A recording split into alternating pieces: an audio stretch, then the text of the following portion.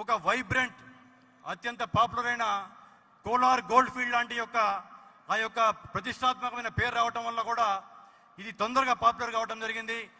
కమ్మవారు అంటే కూడా గోల్డ్ లాంటి వాళ్ళే, బంగారం లాంటి వాళ్ళే కాబట్టి ఈ పేరు ఆ కేజీఎఫ్ పేరుకి అతికినట్టు సరిపోతా ఉంది.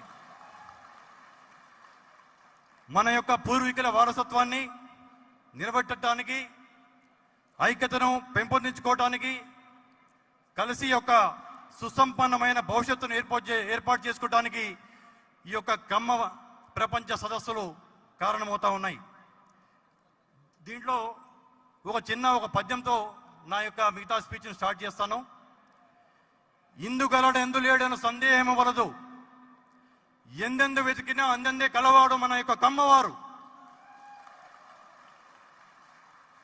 ముఖ్యంగా మన వారు ఎంత దార్శనికులు, ఎంత ముందు చూపు ఉన్నవాళ్ళు అనే దానికి ఒక చిన్న ఎగ్జాంపుల్ చెప్పాలి. 113 సంవత్సరాల క్రితం కృష్ణా జిల్లా కౌతవరం అనే గ్రామంలో మొట్టమొదటి కమ్మ మహాజన సభ ఏర్పాటు చేసుకోవడం జరిగింది. అంటే ఎంత దార్శనికులు అని చెప్పడానికి ఒక చిన్న ఎగ్జాంపుల్ చాలు. ఆ రోజు వాళ్ళు కొన్ని తీర్మానాలు చేసుకోవడం జరిగింది. ఆ తీర్మానం ఏంటంటే 25 కోట్ల మంది భారతీయుల్ని 2.5 కోట్ల మంది ఆంగ్లేయులు ఎక్కువ కాలం పరిపాలించలేరు.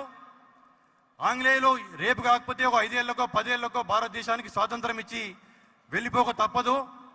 ఎప్పుడైతే వాళ్ళు భారతదేశం నుంచి వెళ్ళిపోతారో మనకు ఒక శూన్యం ఏర్పడుతుంది, అన్ని రంగాల్లో అవకాశాలు ఏర్పడతాయని చెప్పేసి భావించి 1911లో మన పూర్వీకులు, మన పెద్దలు కమ్మజన మహాసభ అని ఒకటి ఏర్పాటు చేసుకొని దానిలో భాగంగా విద్యాలయాలు స్థాపించి విద్యార్థులకి వసతి గృహాలు స్థాపించడం జరిగింది.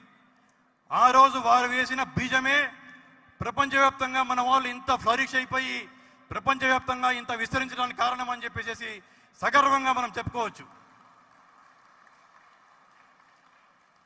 వందల సంవత్సరాలుగా మన యొక్క కమ్మవారు సమాజానికి ఏం చేశారు అనేది అందరికీ తెలుసు. కానీ నిష్కారణంగా మన మీద ఈర్ష్యా దేశాలు పెంచడానికి కొందరు కారణమయ్యారు. ఆ పక్క రాష్ట్రంలో ఒక నెల రోజుల క్రితం దాకా, తెలంగాణ రాష్ట్రంలో ఒక 7 నెలల క్రితం దాకా పక్క రాష్ట్రంలోనేమో ప్రత్యక్ష దాడులు జరిగినాయి మన మీద, తెలంగాణ రాష్ట్రంలో పరోక్ష దాడులు జరిగినాయి.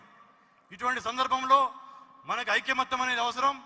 కమ్మవారు ప్రపంచానికి ఏం మేలు చేశారు, ఈ యొక్క సభల ఉద్దేశం కూడా అన్నిట్లో మనమే గొప్పవాళ్ళము, మేమే గొప్పవాళ్ళమని అనటం కాదు. సమాజానికి కమ్మవారు ఏమి చేశారని చెప్పుకుంటూ, సమాజంలో చాలామంది నేను పత్రికా సమావేశాల్లో పెడితే అన్నిట్లో మీరే ఉన్నారు కదా, ఇంకేం ఆశించి మీరు యొక్క ప్రపంచ సదస్సులు పెడుతున్నారని చెప్పేసి అనటం జరిగింది. వారికి నేను ఇచ్చిన సమాధానం ఒకటే, మీకు కనిపిస్తున్న ఉన్నత స్థానంలో ఉన్న వాళ్ళు ఒక 4-5% మంది, దిగువ మధ్య తరగతి దారిద్ర్య రేఖన్న దిగువన ఉన్న వాళ్ళు కూడా మా వారు లక్షల మంది ఉన్నారు. ప్రపంచంలో మనతో మనం పోల్చుకోవాలనుకుంటే జ్యూస్తో పోల్చుకోవచ్చు. జ్యూస్ యొక్క కష్టపడే తత్వం, జ్యూస్ యొక్క అభివృద్ధిలోకి రావడానికి నిరంతరం కష్టపడే తత్వం మనకు కూడా ఉంది. మనం అన్నదాతులం, మట్టిని నమ్ముకున్నాం, భూమిని నమ్ముకున్నాం, కష్టపడ్డాం, వ్యవసాయం చేశాం, ఆ తర్వాత వివిధ రంగాల్లో వ్యాపించాం. రవాణా రంగం కావచ్చు, సినిమా రంగం కావచ్చు, పరిశ్రమలు కావచ్చు, ఏ రంగాన్ని తీసుకున్నా కానీ మన యొక్క ప్రమేయం లేని రంగం అంటూ లేదు. ప్రభుత్వాలు కల్పించిన ఉద్యోగాల కంటే కూడా కమ్మవారు కల్పించిన ఉద్యోగాలు ఎక్కువ అని చెప్పడానికి కూడా నేను గర్వంగా మీ ముందు చెప్పగలుగుతున్నాను. ముఖ్యంగా కమ్మవారి దాతృత్వం, కమ్మవారి గొప్పతనం చెప్పాలంటే ఒక నాగార్జున సాగర్ డ్యామ్ ఒకటే ఒక చిన్న ఉదాహరణ.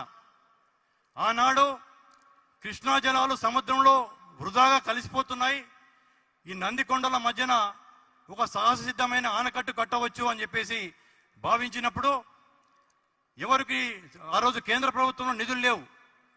మన యొక్క రాజా వాసిరెడ్డి రామగోపాలకృష్ణ మహేశ్వర ప్రసాద్, ముక్తేల రాజా అని చెప్పేసి పిలుచుకుంటా ఉంటాం. తెలంగాణ హుజూర్ నగర్ పక్కనే ఉన్న జగ్గయ్యపేట అనే యొక్క సంస్థానం. ఆ రోజు ఆ ముత్యాల రాజా గారు తన యొక్క సొంత నిధుల్ని 52 లక్షల రూపాయలని విరాళంగా ఇవ్వడం జరిగింది 1954లో. ఆయన యొక్క 5,000 ఎకరాలని కూడా ఆయన ఈ ప్రాజెక్టు కోసం విరాళంగా ఇవ్వడం జరిగింది. అది కమ్మవారి దాతృత్వం. ఆ తర్వాత వెలగపూడి